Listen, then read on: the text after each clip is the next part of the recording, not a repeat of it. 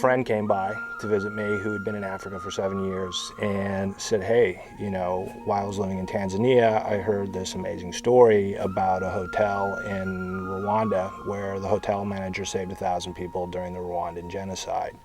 I took it as an obligation to help my neighbor, whether I know him or not.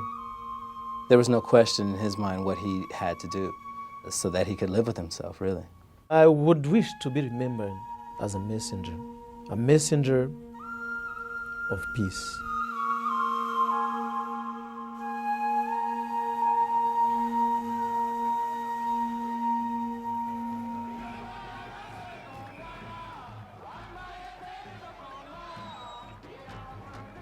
My initial attraction was to Paul's story of how could this man save 1,000 people in a hotel during the middle of the genocide. My first call was to the Rwandan embassy in DC, and I spoke to a woman there and I said, I'm interested in what happened at the Mille Collines Hotel and I want to contact Paul Rusesabagina. And she said, well, as a matter of fact, I was a survivor from the hotel. So I said, you know, can I talk to you about this? And she said, absolutely. And she told me the most harrowing story of how she was systematically raped and managed to survive and get to the Mille Collines with her young son. Sitting across from another human being and hearing that is much different than reading it in a book or seeing it on TV. I felt like the story kind of chose me instead of I chose the story. And I assume that anyone who wants to write who had came across this would be like, you know, this is something that needs to be told. They're Tutsi children from the St. Francis orphanage. I have only one room. That'll do. I managed to track down Paul in Belgium. And I said, look, I want to come over and talk to you. And he said, absolutely, anytime. And that was something I found with a lot of the Rwandans that I interviewed for the film, was they wanted to be heard. And like the woman in DC who told me the most painful, intimate details, or Paul, they were very open. And all I can say is I just got a sense that these people wanted to be heard. They were ignored at the time, and they wanted their story out there. We have heard reports of reprisal massacres. Will the UN intervene to stop the bloodshed? We're here as peacekeepers, not as peacemakers. I met Keir Pearson. He came to me and asked me, what if your story was played in a movie? I said, I don't know, because I never thought that one day I would see myself on a big screen, as said my wife. At this point, I'd been looking into the story for a year before I could get the financing to go over and meet him. It was a great pleasure, and just like I thought, he was the consummate host. He invited us into his house, served us coffee. We talked for hours. He told us a lot about, you know, what he did during the genocide to bribe this person with booze, this person with money. But what struck me most upon that first meeting was how diplomatic he was and his unflappable poise. It was easy to see after I walked away how someone like that could be effective in any dealings, especially dealing with genocidal killers. After the genocide, many writers wrote about the story of the Mille Collines.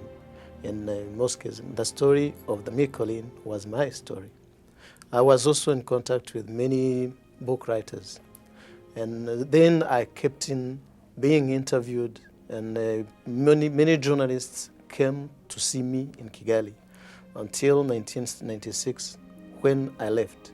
And when I came to Belgium, I never told anyone that I was going to Belgium, but they followed me. Also, when I was staying in Belgium, I don't know how they got my phone number, my address, but I was always seeing journalists coming in. The Belgians used the Tutsis to run the country. Then when they left the power to the Hutus. And of course, the Hutus took revenge on the elite Tutsis for years of repression. Am I telling the truth, Paul? Yes, unfortunately. I spent a year writing the first draft of the script. I would work as an editor, write during the nights and the weekends, and when I'd saved enough money, I would take time off and write during the week. I finished a draft, brought it out here to LA. My agent knew that Terry was looking for something on Africa and got it to him. Terry read the script, loved it, called me up and said, I want to do this. I was trying to write a film about Africa, about the political situation and the kind of anarchy and hopelessness that ordinary people have to endure there. And then I came across a first draft of Keir Pearson's version of this story. I realized that this was a human story that would allow me to tell this overwhelming political and humanitarian story, but tell it in a way that it could become a piece of entertainment as a movie, that it would make people laugh and cry and feel anger and sorrow, and ultimately to feel uplifted that the ordinary man can triumph over evil. He wanted to tailor the script. In my original draft, it was written more like, I would say, Traffic. Paul was the main character, but there was a number of supporting characters in there. And he said, hey, look, we need to pare this down. We need to focus more on Paul and Tatiana so that people will come and see this simply, for anything else because of the love story. And he said, I want to make it universal. I want to reach a wide audience. I wanted to make a movie, make a film that everyone could go and see and not feel they had to turn their heads away, that they would be caught up in the tension of it. They'd be caught up in the love story between this devoted husband and wife, and also caught up in the human drama and feel that they are with Paul. So the horrific element of it, it was important for me not to focus on that at all. I didn't want anyone to feel that they could avoid this film because it was gory and it would be distasteful to them.